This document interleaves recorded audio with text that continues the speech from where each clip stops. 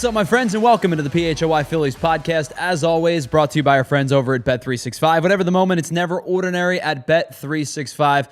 Use that code on the top of your screen there, PHLY365. Deposit just $10, bet your first $5, and of course, you can get $150 back in bonus bets, whether your bets win or lose, and find out why it's never ordinary at Bet365. Another week, a short week for all of us, and I would imagine for most of you as well. A 4-day week, as 4th of July is Friday. We are here on the PHLY Phillies podcast. Tyler Zulli, Andrew Frazier. We'll talk to Andrew in just a little bit. We're going to chat with Bob Cooney at 1:30 to get the latest on the Phils as they take 2 of 3 from the Atlanta Braves, and of course have the San Diego Padres coming up. We are going to unveil a new series in this show, as we are now officially a month away from the Major League Baseball trade deadline. Each live show, I am going to give you a mystery player. And that mystery player could be an outfielder, could be a reliever, could be really anything, but the likely scenario is it's going to be one of those two positions. And you have to tell me, are you interested? And what would you give up? Now, we did this before when we did it with the relievers. Andrew and I went through a bulk of the different relievers off the list of the ESPN's top 50. But each and every day, we're going to give you one player. And I'm going to ask you and I'm going to ask Andrew, are you interested? Do you like the numbers? Do you like the contract? And what would you be willing to give up for that player if you are interested? We'll do that in about 15 minutes time. We'll also, of course, get to Bob Cooney at 1:30. But let's start with the Braves series. And here we go again. Here we go again. Here we go again. Here we go again. And it's like the same conversation I have every single 5th day. And that's such a great thing. Because every 5th day or every 5th game, I watch Ranger Suarez go out there and absolutely surgically take apart opposing offenses. Absolutely unwind them to a point where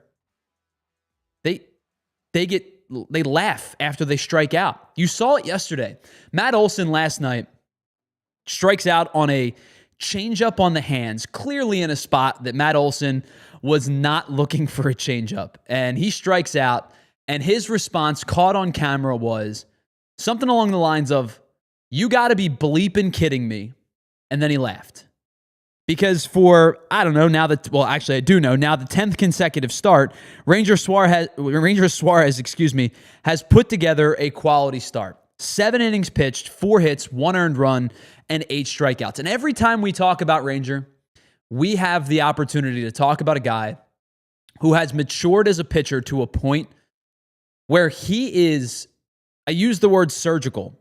That's exactly the way to describe it. He's masterful. He is pinpoint with everything that he wants to do. Everything that Ranger wants, for the most part, Ranger gets. Whether it's location, whether it's a certain pitch and a certain count, whether it's a certain spot, whether it's a first and second 1 out, he rolls up the ground ball. Whether it's bases loaded 1 out, he gets a pop-up. He gets exactly what he wants when he wants it, in the spot that he wants it. Because his command has become so pinpoint, so refined, that he has become that guy that every 5th day, you're almost bored of Ranger Suarez starts in the most positive way possible. He is just exactly what you expect. Every time he takes the mound, he delivers. And to the point where I could give you probably 5 bullet points, and that's what you expect out of a Ranger Suarez start. 6+ innings, without question. And in fact, he's gone 7 innings or more in 5 consecutive starts. So you know you're getting length out of a Ranger Suarez start. Command, excellent. He doesn't walk guys. Very infrequently does he walk guys. Exit velocity low. Let's take a look at yesterday's, and then we'll take a look at the season for Ranger Suarez. The average exit velocity off the bat of the Atlanta Braves yesterday when Ranger Suarez was on the mound was 76.5 miles per hour. That's absurd. That's weak. That's not even like the Braves didn't have hard contact. That is weak contact. And in fact, The Braves only hit the ball hard 4 times yesterday off Ranger Suarez. One was the Sean Murphy home run. Another was a double. The other 2 were outs. They were 2 for 4 on their 4 balls hit hard. The Braves hit 12 balls yesterday under 90 miles an hour. But it doesn't stop there. They hit 9 balls yesterday under 75 miles per hour. When Ranger Suarez is on the mound, he limits hard contact. That's just a point of fact at this point. He is that guy that when he's pitching, you're not going to see a lot of hard contact. Even on outs, you don't see the ball that go, wow, that ball got hit hard right at Trey Turner. Wow, that ball got hit hard, tracked down by Johan Rojas. He just doesn't give up hard contact. So you know you're getting pinpoint accuracy. You know you're getting a limitation of hard contact. You know you're getting at least 6 innings pitched. And you know, since the first start that he's made, you're getting 3 earned runs or less. He's not given up more than 2 earned runs in a start since May 16th. If you want to extend that number to 3, he's not given up 3 earned runs in a start since the first start of the year where he gave up 7 against the Arizona Diamondbacks. Here is his game log over his last 10 appearances since that 7-run outburst that the Diamondbacks had on May 4th, his first start. 0 earned runs, 3 earned runs, consecutive starts of 0 earned runs. 1, 2, 0, 1, 1, 1. Ranger Suarez has given up 16 earned runs over 72 innings pitched this year. It is a 2.88 ERA, and that includes 7 in 3 2/3. If you want to extract that number out of the conversation and just talk about the last 10 starts for Ranger Suarez, you are talking about 68 1/3 innings pitched with 9 earned runs. That is absurd how good Ranger Suarez has been. And this is where we get back to the conversation every time he pitches. And we say, it's a good problem to have. And the good problem to have is true. But if the season ended today, there is 0 question in my mind who's starting game 2. I don't care about splits on the road. I don't care about power versus command. Zach Wheeler's pitching game 1. Ranger Suarez is pitching game 2. Ranger Suarez has been that good since that first start. Last night, 7 innings pitched, 4 hits, 1 earned run, 8 strikeouts. May, even with the 7 earned run game in May, he posted a 2.97 ERA, 31 strikeouts over 30 1/3 innings pitched, and a 1.19 whip. And he followed up May with an even better June. 1.3 ERA over 41 2/3 innings pitched, 36 strikeouts, and a .986 whip. There is a very realistic chance that the Phillies finish with 2 finalists for the June National League Pitcher of the Month. Because I can tell you the American League Pitcher of the Month, there's no question, it's Tarek Skubal. But the National League, there is a conversation to be had that both Ranger Suarez and Christopher Sanchez find themselves in the conversation of National League Pitcher of the Month for the month of June. They have been that good. And the final piece of the Ranger Suarez conversation, and this is where I want to bring Andrew Frazier into the game because we're going to play a little bit of a game here, is you never know what Ranger Suarez is going to do on any given outing in any given sequence at any given count. And I've talked about the fact that he is comfortable throwing 5 different pitches in any spot, in any count, at any leverage because he trusts all of them. Sinker, cutter, curveball, changeup, he throws them all. And it's not, and then he mixes in the slider and the 4-seam. He has 6 pitches. He trusts on any given night, usually 4. And I've talked about when he figures out what pitch number 2 is, that's when he's the deadliest. And he's done it over the last 5 or so starts. So I went back and I pulled the last 5 Ranger Suarez starts. And I want to say first of all, hello to Andrew Frazier, who's producing today's show. Hello, hello. And before we get into this game, Andrew, I want to get your thoughts on Ranger Suarez because it seems like you and I have a show after every Ranger start. We do, yeah. And I feel like I'm saying the same things because nothing changes. Because he's just been this elite for 10 consecutive starts now. another start last night where he just carves up an offense. Look, and I know that the Braves offense is struggling a little bit, and they're struggling this year, but they've come into form a little bit more as of late. Acuna's back, and Murphy swung the bat well the last couple of games. But he just, another start where Ranger Suarez carves up an offense. Look, Anthony might call you the bot. Ranger Suarez, I think, is the robot. Without question. Because of his consistency on the mound constantly. Yep. I don't think there's ever a hiccup in his game, ever. Excuse me. I almost forgot how to breathe for a second. I was going to ask you, all right over there? No. I had like a lump in my throat, and I tried to like clear it. Yeah. And it just like nothing moved. And I was just like, wait, am I breathing right now? So you're right. And it's meticulous. I use the word surgical. It's methodical. Like, great words. You have these adjectives, and they're all appropriate to describe how Ranger Suarez goes about his starts. So I want to play this game with you. I pulled the last 5 starts. Let's go. And he's pitched on June 29th, June 23rd, June 18th, June 13th, and June 6th. So yesterday, if I asked you, which pitch did Ranger Suarez use the most yesterday? Do you know the answer to this question? And these aren't gotcha questions. This exercise was used to like highlight how good he's been. I'm going to go with sinker. He used the sinker 18 times yesterday. It was his 3rd most used pitch. Wow, okay. He used the cutter 25 times and the changeup 24 times. All right, let's go back to the previous start, 623. Same question.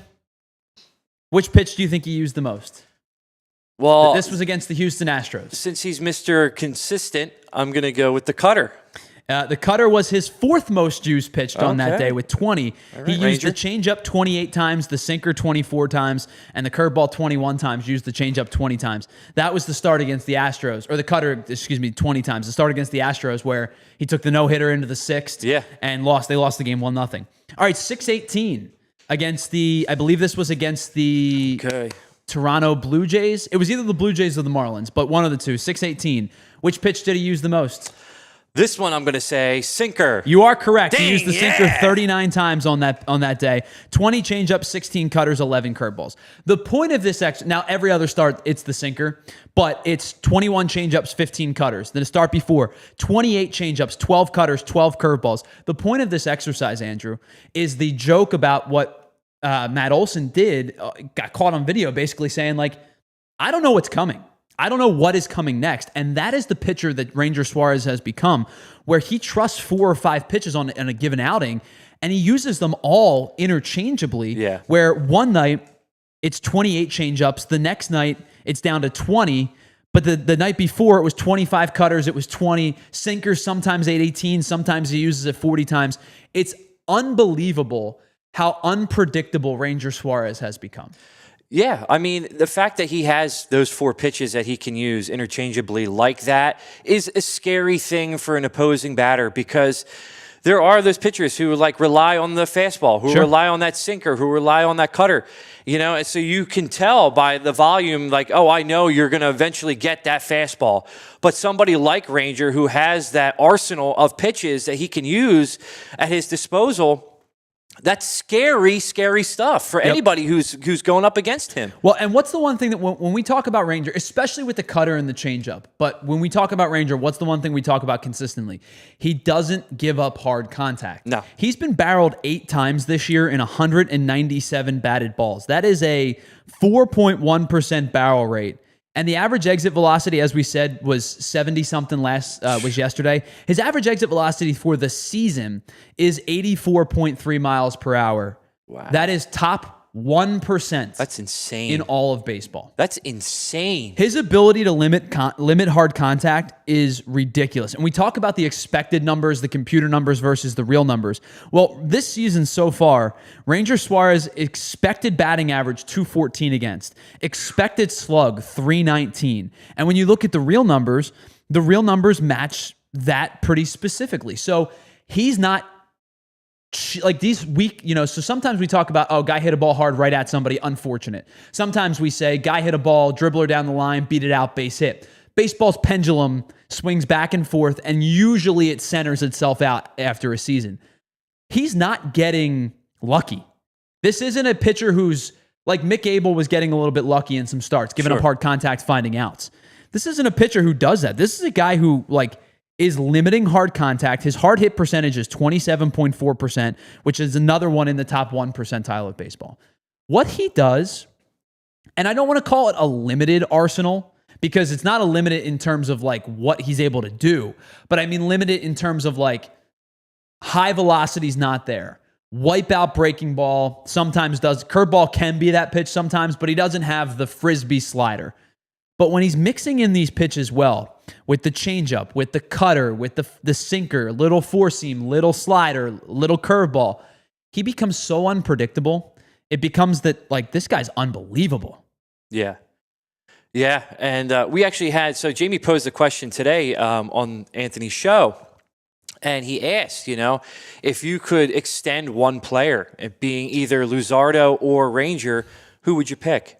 And I, without a question, just said Ranger because there's no way that you want him. With what he can do, what he's able to produce, there's no question that you want him on this team. If you're pigeonholing me into answering one or the other, I think the answer is probably Ranger. Yeah. I think the likelier scenario is Ranger walks this offseason, Luzardo gets an extension at some point next year. Because I don't think they're going to let both of them walk. Yeah. But I think if you're just saying, in a vacuum, pick one of two, even at heading into 30 years old, the answer is Ranger. Oh, 100%. Because I think, and I've said this about Nola, and I've been proven wrong so far this year, but with Ranger, and I'm going to say this, please do not take this as I'm comparing Ranger Suarez to the guy that I'm about to compare him to, because the guy that I'm about to say is one of the greatest pitchers in the history of baseball. But guys like Greg Maddux, who don't throw hard, can pitch for eternity because they know how to pitch. They can pitch with poise. They locate well. They don't walk a lot of hitters, and they miss a lot of barrels. And that's what Maddux did for years. And please, please, please do not sit here and make it sound like I'm comparing one of the greatest of all time to Ranger Suarez. But with Ranger, velocity has never mattered. So with Ranger, a diminishing velocity may just not exist. He might just throw 91 forever. And if he throws 91 with good control, good command, and all of his other secondary pitches, which really aren't secondary, they're just auxiliary, continue to pitch the way that they do and be as effective as the way that they do, this is the type of guy who can pitch for another 7-8 years and pitch into his late 30s because of all of these, his ability to limit hard contact and not get barreled a ton. Yeah. I mean, and the only criticism that we all have for Ranger, and I hate to say it as a criticism because you can't control it, is just the injuries. Sure. Of course. But other than that, other than the injury history that he's had, I mean, he's been lights out. Yeah, you're always thinking about his innings cap, and we've talked about this before. His innings cap over his career was 155 and a third in 2022. Last year, he threw 150 and 2/3. This year, he's on pace. So he's at 72 innings pitched through 11 starts. He's probably going to end up throwing about 20. What did he miss? A month and some change. Probably going to throw about 20, make about 25 starts, 24, 25. So he's on pace to break his 155, assuming he can. Now, I don't expect him to throw 7 innings every start, but I think he probably, assuming health, will pitch 165-ish innings. Mm-hmm. That'll be the most he's ever thrown since 2018. It's really since 2019, which was his first full season. But yeah, the injuries are a fair question. Totally understand. But you saw it in the first half of last year, and you're seeing it in the first half of this year. When Ranger Suarez is on, he's near unhittable. Oh, yeah. We may have to have another streamathon. I was smiling at that because I just read Futz's comment to have a streamathon to raise the money. I'm on board for that. I'll donate $5. If everybody in the Philadelphia area donates $5, we might have something going. Yeah, this fundraiser is for Ranger. Yes, strictly for Ranger Suarez. All right, let's pause for just a moment. On the other side, we're going to get into our first mystery trade player of the day. I'll explain the rules again on the other side. We're going to talk to Bob Cooney at 1:30, and then we'll have some fun later in the show as well. But let's take a break. We're going to pause for just a second. This is the PHLY Phillies podcast presented to you by our friends at Bet365. Whatever the moment, it's never ordinary at Bet365. We'll be right back after this. All right, Shady Rays, you know that moment where you leave the house and you forgot your shades and you got to get in the car and the sun is glaring off the window and you struggle like me with, not having to be able to drive without your glasses. It becomes an impossible task this time of year. But what about worse? What if you leave them at the beach? What if you leave them at the restaurant? What if you leave them at the gas station? That really, really stinks, because if you're like me, you need your shades everywhere you go. But I can't recommend enough our friends over at Shady Rays. They have changed the sunglass game for me, because not only do they have incredible polarized lenses with awesome optics and those crystal clear lenses as well, that's going to make it look great. It's going to keep the sun out of your eyes, but you can find them in just about any style. I like the sleeker look, the ones that I used to wear on the ball field. I still wear them to this day, but you can get a pair of aviators, you can get the traditional sunglasses, and of course you can, I know it's summer right now, but if you're thinking about the slopes next winter, you can get your ski and snow goggles there as well. And the best part about Shady Rays, if they take an unexpected hit, some damage, don't worry about it. They have the best replacement plan in all of eyewear. All of your pairs are backed by a lost, broken, stolen replacement guarantee. And I wear these sunglasses everywhere, and you're going to find out why.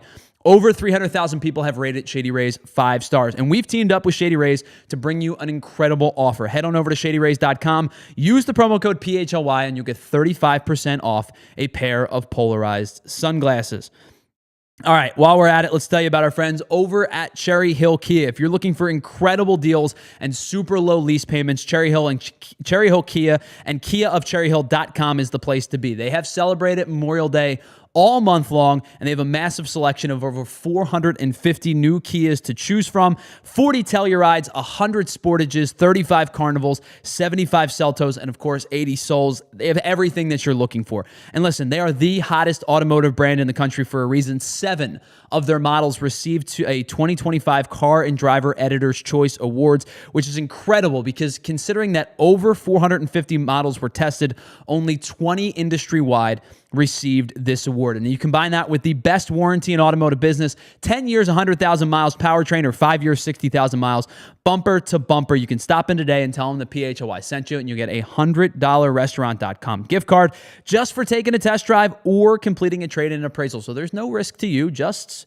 head on over, tell them PHLY sent you, $100 restaurant gift card just for that test drive. I know people buy Kias elsewhere. I just don't know why. Drive home in your new Kia today, just minutes from all bridges, or available 24/7 at KiaofCherryHill.com. All right, welcome back to the PHLY Phillies podcast. In about 7 minutes or so time, we're going to chat with our buddy Bob Cooney for his weekly Monday check-in. Want to say hello to everybody in the chat: Peeling Onions, Futz, Chris Slem, John Peace, Yams, K-Red, Ray Schumacher. Did I miss anybody so far? If I did, I apologize. Hello to you all. Thank you so much for being here. Really appreciate you all for being here. All right, we're going to play a game here that we're going to start now, and we're going to take it all the way through to the trade deadline.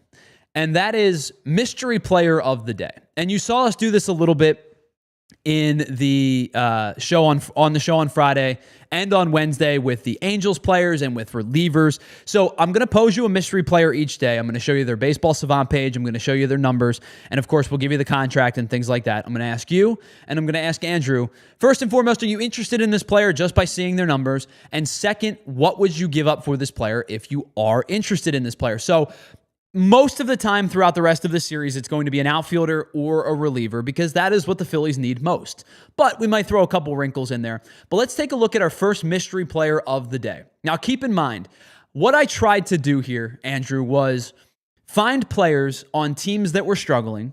You know, I always talk about the Venn diagram. It's find players on teams that are struggling, players on teams that are struggling that you may want, players on teams that are struggling that you may want that those teams are willing to give up, and players on teams that are struggling that you may want that those teams are willing to give up that you also don't want to give up the world for. So this is our first player of the day. 56 games played so far this year, 165 at-bats, small sample size admittedly, hitting 273, slashing 273, 348, 515, slugging 863 in that small sample size. 10 home runs, which is something only 2 Phillies have right now. It's Kyle Schwarber and Trey Turner. 26 RBI, 20 extra base hits.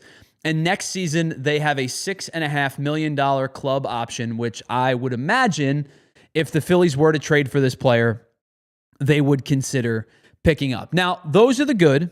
And of course, you see the savant page in front of you. Doesn't chase a lot. Does, however, strike out a lot. Does, however, whiff a lot. Barrels the ball well, but doesn't hit the ball particularly hard, especially with average exit velocity. And the expected numbers are worse than what the actual numbers have provided. Now, the one upside, and the reason I put the fielding in here, this is a player who's been about a league average fielder overall, but also at times has made some spectacular plays. And the one thing at the bottom that I think is valuable to the Phillies, based on the fact that right field defensively has not been a particularly strong play as of late, Castellanos has struggled. This would kind of balance out at least this. I would presume this player would play left field for the Phillies. This would balance out left field. This guy, throughout the course of his career, has a freaking rocket attached to his arm. You see his arm value there. He's in the 98th percentile. Arm strength, 90.6 average exit velocity, or average throw. This dude, for the course of his career, has a rocket attached to his arm. So, Andrew, I'm going to ask you this before I dive into the chat, because one name was brought up, and it's not correct on who it is, but you're in the right ballpark. Just overarching sense on this guy. Interested, kind of interested, not interested? I'm interested. I think right now, for what the Phillies need, they're not looking at his numbers, the ability to have that arm strength out in the field, knowing that we need somebody out there who can hit more than, 10 home runs is great, and the 26 RBIs. I'm definitely interested in this person. I think they would be a good upgrade for our outfield. So now I will say this. I think the 10 home runs are a little misleading because this player has not hit more than 14 home runs in a season since 2021. The last time this player broke 20 was 2019. So it's been a while. This player, since that time, has also been on 4 separate teams, has bounced around a little bit, has had a little bit of an up and down career 249 hitter. If you looked at his numbers last year, one of the teams that he was with last year, he was awful. The other team that he was with, he was actually pretty good. And the team that he was with relied on him really heavily because of injuries down the stretch to their superstar outfielder. So, with that being said, with all of that, I am going to give you a guess onto, and I'll give the chat a guess onto who this may be, and if it changes your mind. It is not Christian Yelich, Peel and Onions. You were in the right ball, and John Peace, it's not Byron Buxton either. Peel and Onions, you were in the right ballpark with your first guess. And no, it's not Austin Hayes. Peel and Onions, you were in the right ballpark with your first guess. Andrew, let's show who it is. Okay, yep, let's do it. It is Cedric Mullins' teammate, Ramon Laureano, who has bounced around a little bit over the last couple of years, was with the Cleveland Guardians for 30 games, just did nothing, hit 143, signed with Atlanta, played a lot down the stretch for Atlanta because Ronald Acuna was out and missed so much time, and Atlanta was like decimated by injuries, but had a good stretch with the Braves. Over 216 plate appearances, hit almost 300, 296, 327 OBP, slugged 505. OPS was good. It was at 832. Extra base hits were good. As I said, only 10 home runs last year. Or 11 home runs last year, 10 with the Braves. Has matched last year's Braves total with 10 home runs. He's having a really strong year. Now, I will say this. To acquire Ramon Laureano, I am not moving top prospects. No. This is a trade that I think Phillies fans would be underwhelmed with. This is an Austin Hayes type move. There's no question about it. And I think fans would have Austin Hayes reminiscence because of the fact that it's the Orioles again, right? And I totally understand all of that. But I think if the trade proposal were light, I would consider this move, but I'm not moving a ton of top prospects for a guy like Laureano. I would be certainly interested, but I think if that would be the big outfield move, fans would be very underwhelmed. Now, Ray Schumacher says the 10 home runs a little misleading. I don't mean misleading in the sense that they're cheap home runs. I mean it's the sense that he hasn't hit a ton of home runs over the course of his career. But I think the return would be something that would not be crazy expensive. But the club option adds to a little bit of that, adds a little bit to that, because then the Phillies would have a chance to bring him back if they were interested. So now that you know it's Ramon Laureano, Andrew, does it change your opinion at all? I would probably fall in the same category as it would probably be not as it would be a little underwhelming to get him. Yeah. But I still think that we need that upgrade to have someone like him come in, I think would be helpful. Does it fall to now the kind of interested? I'm kind of as opposed to I'm yes, kind of interested. Kind of interested. Yeah, that's kind of where I thought most people would be. We're gonna play this game each and every show. Some are gonna be bigger names than others, but I just want to I like doing the mystery player because it takes out the I know that name or I don't know that name or I don't like this guy or I like this guy. So we're going to do that each and every show, and we'll see what the thoughts are. Appreciate everybody in the chat for participating. It's almost like brand buying, you know, like you want to buy a brand because of the name of the brand, but when you see where are you on the shelf? It's eye-level stuff, exactly, right? and this is exactly that. You're taking away that brand. All right, let's pause for a moment on the other side. Apologize to Bob. We're a little bit late, but we're going to chat with Bob Cooney on the other side. This is the PHLY Phillies podcast brought to you by our friends over at Bet365. We'll be right back after this.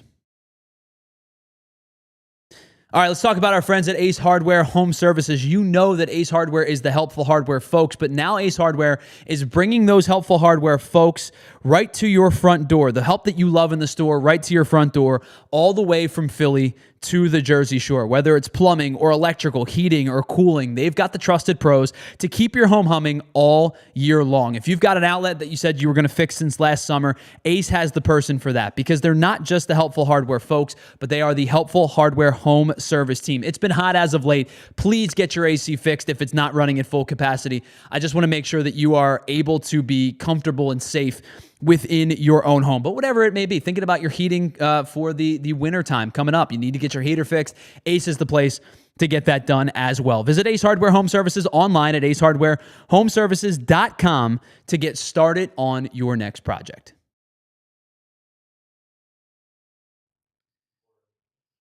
Oh, Tyler, I walked into my garage yesterday and it felt like a sauna. Dude, I got to tell you, even for somebody who loves summer, it's getting a little ridiculous out there. Dude, I know. So, I got 10 bags of ice, and I was going to make an ice bath because, the healing properties and all that stuff, and just to beat the heat. But when I went to go make the ice bath outside, all the bags of ice melted. Andrew, why didn't you just, turn on your AC? Because I'm trying to be energy efficient, Tyler. All right, listen. Instead of trying to go through your new skincare routine, all you have to do is check out Pico's energy-saving rebates. They've got all of the deals on Energy Star cooling equipment that actually work and cut your bill. Wait. So no more ice? No, unless you're trying to do a polar plunge, you're good. Now that's what's up. Just head on over to pico.com/ways to save. They've got tips for everything. Heating, cooling, lighting, you name it. All right, welcome back to the PHLY Phillies podcast. Yeah. Yo, there is no good way to do a pre-recorded commercial and come back wearing different clothes. In union jerseys In as well. our union gear. All right, we'll work on that. Maybe I just got to wear my union jersey every show for the rest of the year now. Welcome back to the PHLY Phillies podcast, brought to you by our friends over at Bet365. All right, the perfect transition, I guess, to our buddy who joins us each and every Monday. I believe joining us from the NBC Sports Philadelphia studios this afternoon. That is our friend, Bob Cooney. What's up, Bob? Tyler, how are you, buddy? I am doing great. Did you like our pre-recorded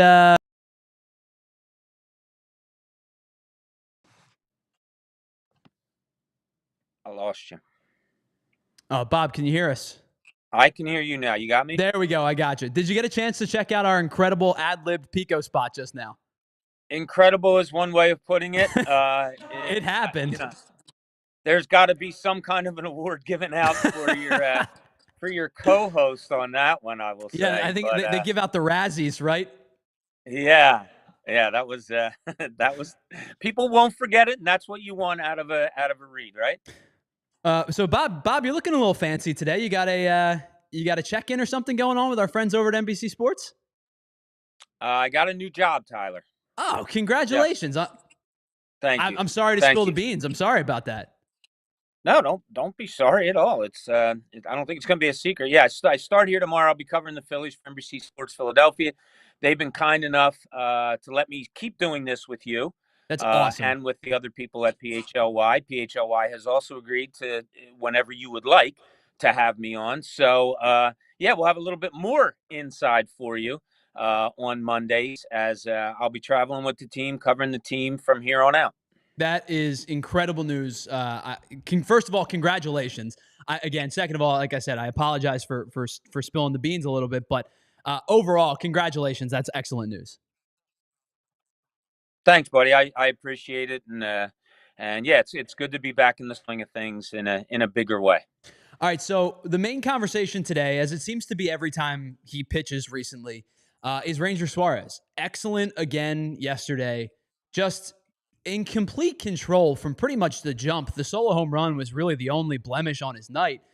I know we're always going to play the game of like, what's this guy going to cost in the offseason? But how are you feeling as we're like getting one start closer and closer to him becoming an impending free agent? Well, it's funny because you know how sometimes you like to go out of the norm and ask a question just to see like what an outsider might say when you ask. So I said to my wife yesterday, I said, "Who would you rather have? Would you rather have Kyle Schwarber next year or Mm-mm. Ranger Suarez? And you can only have one." And she's a big Phillies fan, and she could not come up with an answer. Um, I, I don't know. I love pitching, and that's why I say people that are saying this regular season has been frustrating, or it hasn't been enjoyable, or this or that. Okay, you give me a 5-game series against any team in baseball with this starting pitching, I'm feeling pretty good, Tyler. And Ranger Suarez obviously isn't just a big part of it. He is, besides Zach Wheeler, the main part of that. So if I had to choose between the two, and I really don't want to, I'm not going to. I'm just not going to. I can't. Rangers just great. He has been spectacular. So I that is because Andrew asked me Ranger extension or Luzardo extension. I think that one was a little easier. That the one you just posed, it's not fair because I think the initial answer probably is Schwarber just because of the need, because the starting pitching depth is so great that the need for Schwarber's power is still very much apparent. Whereas if Painter can be the guy or Abel can be the guy, if Nola can return to form, you have options there. Whereas I think you're very limited in options in terms of that power bat if Schwarber walks away. Yeah, and are they thinking that way? Like we saw small ball the other day, right? Was it Sure. yesterday? Where you had a double, you had a bunt, you had a sacrifice fly, and there's your run there. And are they starting to think that way a little bit more with this lineup, or maybe even looking forward and saying, if Schwarber isn't here, we have to teach these guys that are going to be here to look to get some sacrifice flies, get some bunts down in the marshes and all. Yeah, it's just I hate to look past a season. I really do. I hate to jump to the postseason already, which this city seems to be doing with this team so much so right now, and I understand why. But just to look in the here and now, we have to appreciate what Ranger Suarez has been over these past 11 games. It's your 10 games, whatever it is, with the 1.19 ERA. It's just absolutely amazing, and I love this pitching staff, except for the relievers. So let's talk about the pitching staff for a second because over this month, the Phillies have a plus 21 run differential. And the big reason is because they have given up, as a staff, collectively, 86 runs this month in 26 games. First of all, when I saw that, that's insanity to me. So I want to ask you, is that the telling number of the month? Is the 13-13 record the telling number of the month? Like, if I were to say to you, they gave up 86 runs this month, and 18 times this month they gave up 3 runs or less in a game.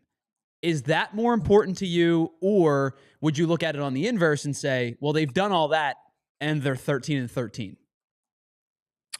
I guess I'm comfortable with it. Well, we can break it down even less than that. Like the last 7 games, they've given up 14 runs, and they went three and they won 3 of them. Yep. Like it really weird. And So 6 of them came in one game. Right, exactly, And 4 of them exactly. came in one swing. Right, exactly. So look, you look at it and in its most smallest root, and that's like when you were little and my kids were little playing. If you have a good pitcher, you're always going to be in games, right? Like Sure. something is going to happen offensively. So yeah, the pitching. I hate the offense will come around. Schwarber didn't have a great month of June. Not that we're accustomed to it, but Trey Turner did. But Mhm. your power guy, you still don't have Harper, as we all know, and maybe that's coming very, very soon. But yeah, I'm really comfortable with this team, Tyler. Looking ahead, as far as because of this starting pitching, I think offense can overcome if the starting pitching is there for you more than pitching has to overcome if the offense isn't there. So you mentioned Schwarber, who historically is a June like savage, but May was so good. May he hit Right. 288, slugged 640, +1 OPS, and 10 home runs. He was off the charts. You definitely correct in the sense that he was down to a 421 slug this month, 772 OPS, just the 6 home runs. And I think the one thing that felt like they were more exaggerated because he only had 4 more strikeouts this month than he did last month. 35 strikeouts in June felt a little more exaggerated because the Phillies offense wasn't producing at times, and he has kind of been the sole contributor to the power game so far. Fair or unfair, it was a lesser June than what we're used to from Kyle Schwarber.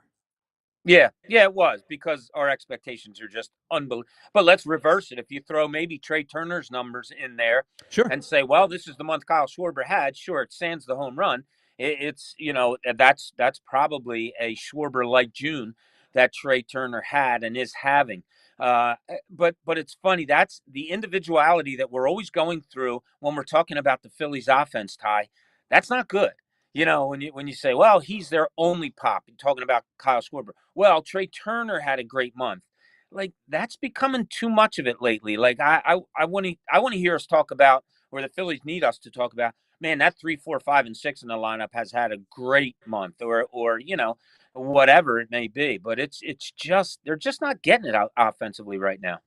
And I So like the way they're changing it up though, Ty. Right with the small ball and everything. So with the pop specifically, then Andrew and I talked about 2 players on Friday from the Angels, both Taylor Ward and Joe Adell. Now the knock on Ward is super high strikeout rate. Are you somebody who's comfortable adding another high power, high strikeout type of hitter to the lineup to spread out that wealth of power? If that were to be the route that the Phillies take. No, I'm really not. I don't need the high strikeout, gets a home run every once in a while. Here's why also, Ty, because that just takes them back to what they were, and what they've trying to get out of. To me, that's kind of a step a little bit backwards. We see how much better their approaches are this year, but no, to me, I want a guy, and it's probably too late now. Maybe you have to wait till next year. But as I said to you before, if they could just get that guy that constantly gets his bat on ball, like almost like another Trey Turner, but not with maybe his power. And just a guy that's constantly, I brought the Pete Rose analysis to you about 1980 before, Sure. but like just somebody is going to be on base all the time or a lot of the times. That's the kind of guy that I feel this lineup needs, but it's probably too late for that now. But some home runs, high strikeouts, just what comes to my mind, Ty, been there, done that. I don't think I want to see that again. So if you're looking for a guy like bat to ball, barrel, not necessarily barrel rates, but more consistent hard hit rates, low whiff, low chase. So I don't mean that. I genuinely don't mean this as like a got you or anything like that. But that profile to me, what you just described, feels like that could be Alec Bohm. Could be. Yeah, could be. Like I told you last week, Alec Bohm, I have no problems with offensively. I really don't. I don't have problems with him altogether, I don't think. He's improved tremendously defensively at third base. He's not a 25, 30 home run hitter. And if people Right. are looking for that, you're just looking the wrong way. Doubles, make sure you hit with runners in scoring position, bat for average, which he has been doing. I am totally fine with Alec Bohm at third base. I have absolutely no problem with him there. So, by the way, speaking of Bohm, in terms of qualified hitters, I just looked it up. Qualified hitters, percentage of swings that end in a hard hit ball, Alec Bohm ranks 10th in baseball. Is that right? That stuns me. Because I knew it would be good. I didn't think it'd be that good. And the Well, guys in front of it lends to hitting into a lot of double plays too, right? also true, yeah, because he's not very fleet of foot. So anything he hits sharply on the ground is going to be a pretty tailor-made, 6-4-3 type of double play. But the guys that are ahead of him, Alejandro Kirk, who's having a really, really good year for the Blue Jays, Vladdy, Yandy Diaz, Juan Soto, Maikel Garcia having a great year for the Royals, Shohei, and then a couple of guys who are kind of surprising. Lars Nootbaar's in that conversation. Ben Rice is in that conversation. But yeah, Alec Bohm finds himself at 10, and it's 21% of his swings end up in hard hit contact. Now, I know that that's because he first pitch digs a lot, and it limits the amount of swings per at bat. So if he's 1 for 1, tends to happen. But I think that if you're playing all of those things into consideration and you put it into a vacuum, if the name Alec Bohm spits itself out, or if the stat line of Alec Bohm spits itself out without Alec Bohm's name attached to it, I think fans might be more receptive to that instead of it being Alec Bohm 6'5", should hit for power but doesn't. Right. Yeah, I agree with it. And then look when Harper comes back, you see what Rob Thompson's been kind of toying with. Schwarber 2. I guess Harper will go to 2. Then you go Bohm 3 and Harper 4. Sure. Once it comes back, and now you have your normality back in place, because I don't think Trey Turner's going anywhere from that leadoff spot. I don't care if it's a lefty or a righty. I think I'm keeping him there for the rest of the year. Yeah, we'll see. That so much of this just relies on when is Bryce Harper coming back? What's he going to be when he comes back? Talking about normal soreness after swinging over the weekend. Is soreness the first thing that popped in my head when I heard it, Ty? Is soreness normal? I mean, that's a good question. I would say somebody who swings 1,000 times a year, hopefully not, but it's a good question. Right. Yeah. I mean, I don't know. We'll see. So let me ask you this. So speaking of the offense and new series coming up tonight, Phillies have the Padres for 3. This is maybe where my Negadelphian mindset comes into play. I go, guy making his 2025 debut tonight. Oh, on top of it, knuckleballer. Here we go, Bob. This is going to be 10-0 or 1-0 Phillies lose. No, I think you're right. I think you are being Mr. Negadelphi. Knuckleball, yeah, that's tough. But when you're making your first appearance, I don't know. I think Phillies hit him around a little bit tonight. I think the bats are going at home. There might be I don't know if the lineup's come out yet. I haven't had a chance to look, but there was talk this morning that it could be very soon, and with Bryce Harper, very soon might be tonight. So sure. We'll have to keep an eye on that. But I think bats go tonight. There might be a rain out tomorrow. It might be a doubleheader on Wednesday. Both teams are off on Thursday. Tomorrow's not supposed to be great weather-wise. So a lot of dynamics coming into play. Do you throw Harper out there maybe tonight, knowing that you might be off tomorrow, and then he's available for one on Wednesday? Sure. Just have to see how it all plays out. Yeah, interesting pitching matchup this weekend. Waldron, of course, tonight. As you said, maybe tomorrow, maybe not. But either way, Pivetta in Game 2, our old friend, and then Dylan Cease, who Dylan Cease stuff-wise is elite. Dylan Cease, when he decides he doesn't want to throw strikes, that's where he gets into a problem. But this is one of the pitching matchups where I think the Phillies still have the advantage, but it's closer than what the Astros one was as close as it gets to 50-50. This is a good one. I still think the Phillies have the advantage, but with Cease's stuff and Pavetta's strikeout capacity, and then, of course, you throw in the unknown of the knuckleballer, should be a pretty fun pitching matchup this week. Oh, absolutely. And look, every time the Phillies take the field, it's a fun pitching matchup, at least on their end. You know what I mean? Sure. They could be going against you, and it's going to be fun watching a Zach Wheeler, a Luzardo, Ranger, whoever's out there. That's how really good this pitching staff is. And I go back a little bit before you, Tyler. I'm not kidding you. I don't remember being this excited about a starting 5 pitching staff for the Phillies since I've been watching them as a kid. I mean, I saw the greatest Philly pitcher of all time in his prime, but man, there wasn't a lineup like this as far as starting pitching goes, and they are just so much fun to watch. Bob, as always, you are the absolute best, and obviously some news and coming on the horizon. But anything for all PHLY coming up in the next couple of days or so? I don't know. It's on a day-to-day basis with All right. PHLY. I will not be writing for them anymore, but we can do these fun videos and podcasts whenever you want, Tyler. I am here for you. So it seems like you got the best of both worlds. You get to hang out with me, which is number one, of course, and Exactly. you get to go back out on the road, which I know is something that's kind of in your lifeblood as a journalist first. That I'm sure is really exciting for you. Yeah, it'll be good to be writing again, and being following a team is what I love to do. So, and I will say this: the last time I got hired at a job full time, the Philadelphia Eagles, I was on that radio station that we Mm. used to work for, went on to win the Super Bowl. Well, I got hired September 11th, was on air September 11th. They went and won the Super Bowl that year. When that station let me go, the Eagles went on to win the Super Bowl. So whenever I have a job thing going on, good things happen in the city of Philadelphia to our sports team. So Bob, here's hoping. if the Phillies win the World Series, you're on float number one. I'm thinking so. I think it's the only fair way to go about it. You're clearly the good luck charm. I can't disagree, Ty. Bob, you are the absolute best. Thank you so much for joining us each and every Monday. Thank you. Really, really appreciate your time.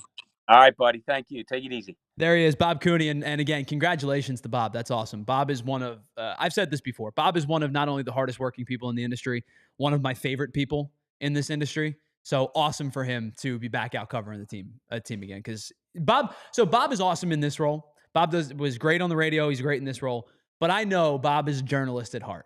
And for him to be able to get to be back out and cover a team again and be in the locker room and do it on a nightly basis, like, that's incredible. And I'm so excited for him to get that opportunity again. All right, we're going to pause for just a second. On the other side, I have a fun question to throw at Andrew, and I'm going to ask you in the chat as well, that my wife posed to me last week that we didn't get a chance to get to this past show on Friday.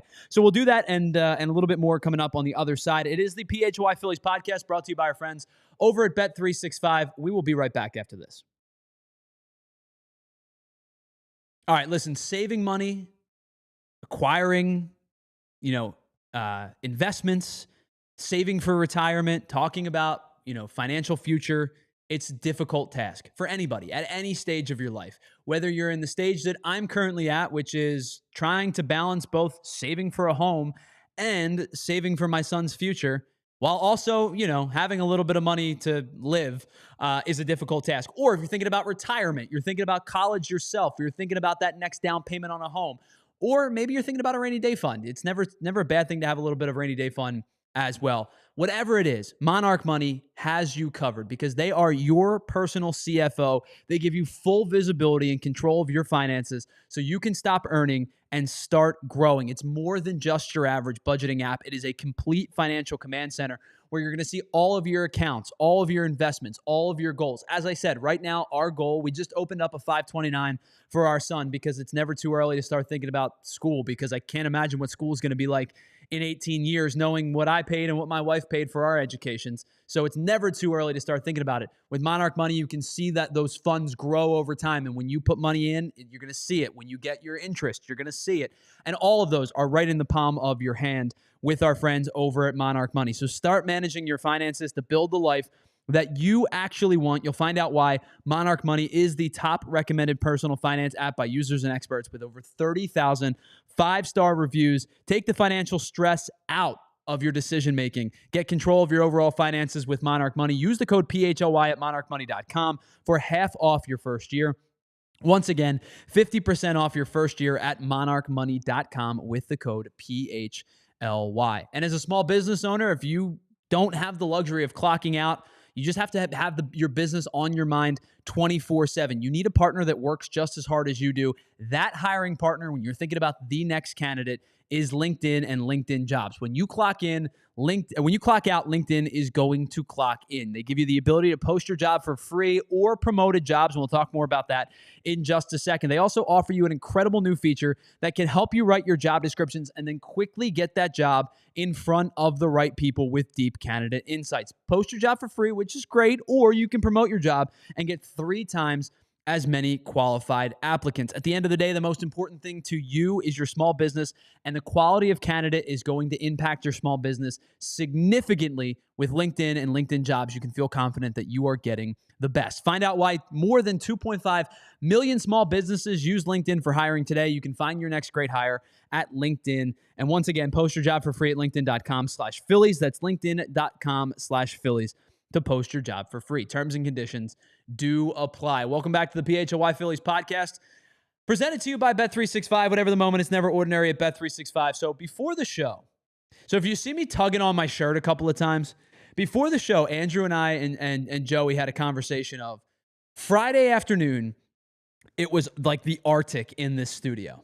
So we turned the air off because it was like 1,000,000 degrees outside and the air was running for like 4 straight days and condensation's coming down from the ceiling. Yeah. So we turned the air off because it was like the Arctic. Now we step in here today and it's warm because the air's been off and we haven't been in here. I got to tell you, man, I'm roasting in this studio. Yeah.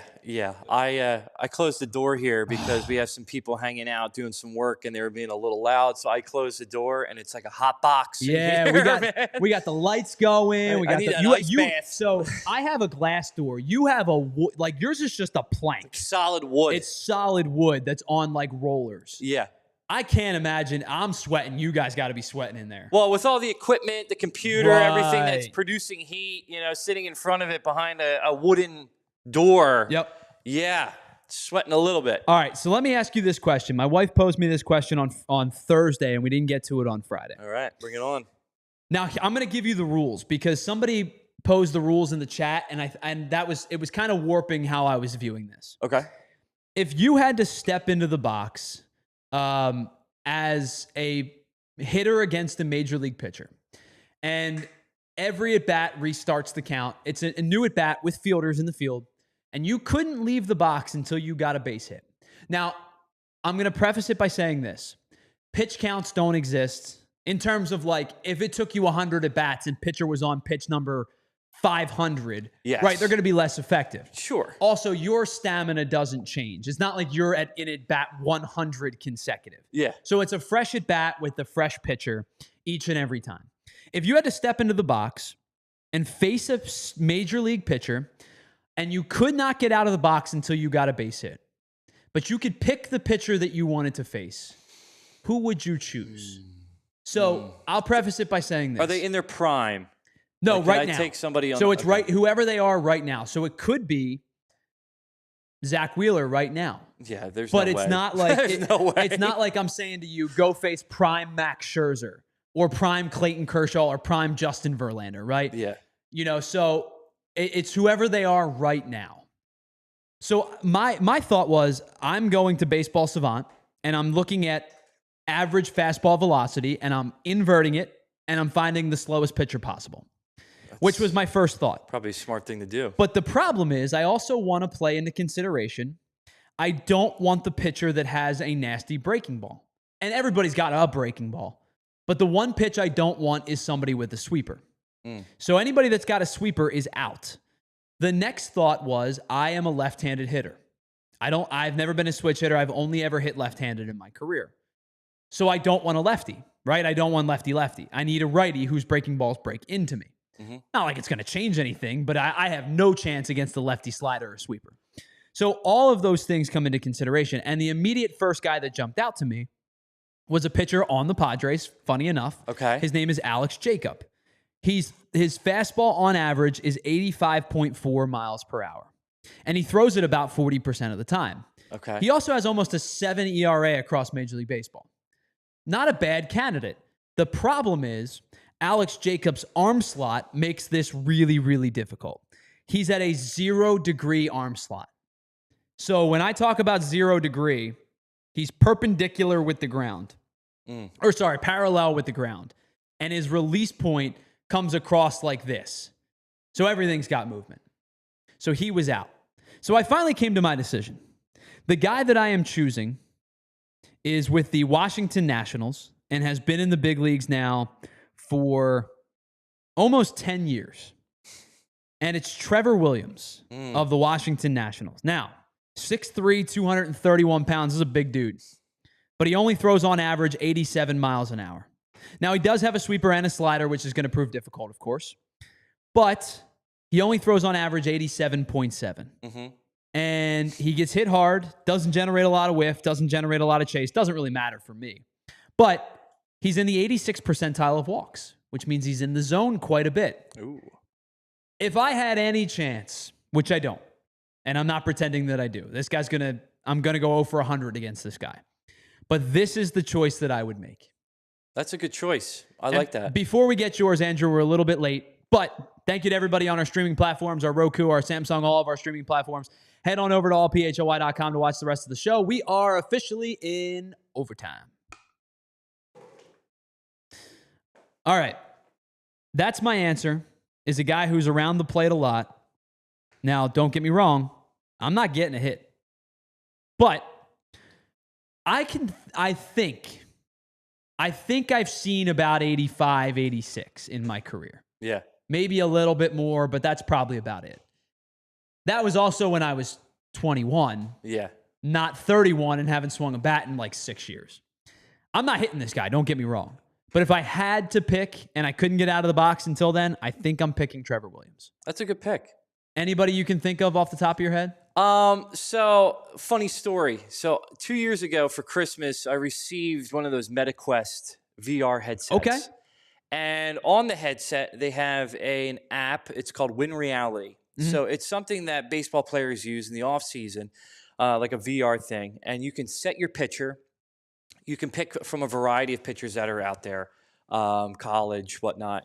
And you can pick the speed in which the pitcher is. So my dad and I, we were like, all right, let's see what we can do. Sure. So we bumped it up to about a 95 per hour fastball. And we were just like, all right, we're going to take 20 pitches. Okay. Let's see if we can make contact with at least one. I did, in fact, make contact with at least one. All right. And when you say contact, in play or a foul ball? It was in play. It was in play. It was a little base hit to third, out to right field. Okay. And are you right-handed? I am right-handed. So opposite way. I did opposite. Late, yep. which makes sense. 95 is. I was trying to catch up to it. I did do it on there. Now, this is a VR headset. Is it accurate? I don't know. It's not a real ball. There's not real feeling. It wasn't actually a bat. Sure. It was a controller. I did do it once.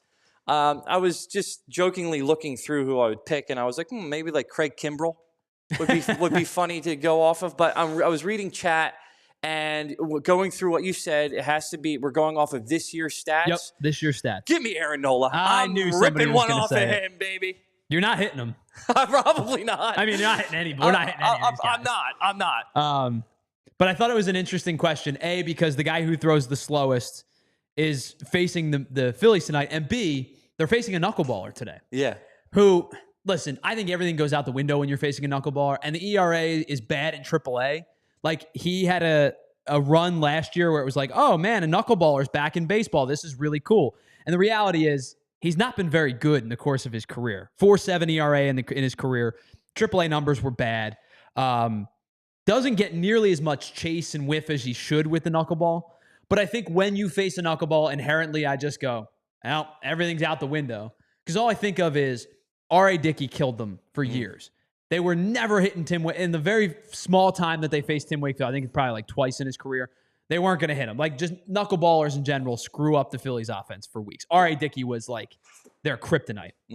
So I see a knuckleballer pitching tonight. I'm like, bleep, here we go. Yeah. But Phillies Padres begin tonight, 6:35 tonight and tomorrow. 1 o'clock start, I believe, on Wednesday, and then another 1 o'clock start on Friday. We got some early games this week with 4th of July and everything, which is good for us.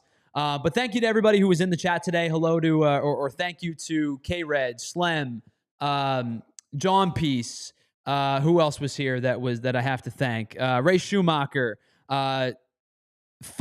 It's hard with the handles. You don't. Like, I know. I'm used to to saying everybody's name and not their handles. But everybody that was in the chat, I'm sorry if I missed you. You guys are all really, really appreciated. You're all the best. Thank you so much for being a part of today's show. Big thank you to Andrew and Joey for producing. Big thank you to Bob Cooney for joining the show. And congratulations to our friend once again on the new endeavor. But thank you to you all. We'll be back on Wednesday. We may have to change things up a little bit. We may end up doing another watch along because first pitch is 105, so we may end up doing a watch along. But we'll be back live on Wednesday. Switch on over to the Eagles show, which is up now. And then, of course, the Sixers at 3 end today's programming. We'll be back on Wednesday at 1 o'clock. Until that time, thank you all so much for hanging out with us. We will see you at 1 o'clock right here on the PHLY Phillies podcast on Wednesday at 1. See you. We all silly like the mayor.